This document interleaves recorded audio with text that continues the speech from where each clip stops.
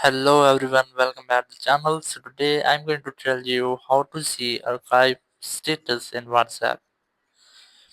If you are using WhatsApp and now you want to see your archive status, so let's see how can you see this. Basically, let me tell you that the archive status setting is not available in simple WhatsApp.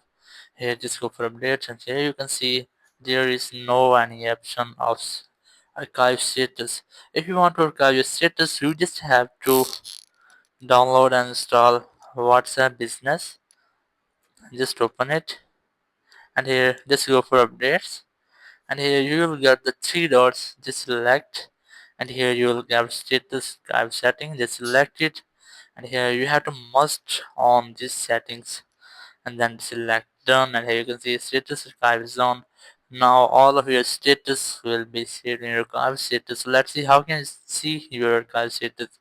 You just have to select tools and here just select advertise. Here you will get the advertise setting but you can easily get it here. Just select it and here I have no any archived status because I have just enabled the setting, but you can easily see your archived status here. So that's how you can see your archive status in WhatsApp. Thank you very much for watching the video. Until the next video, bye bye.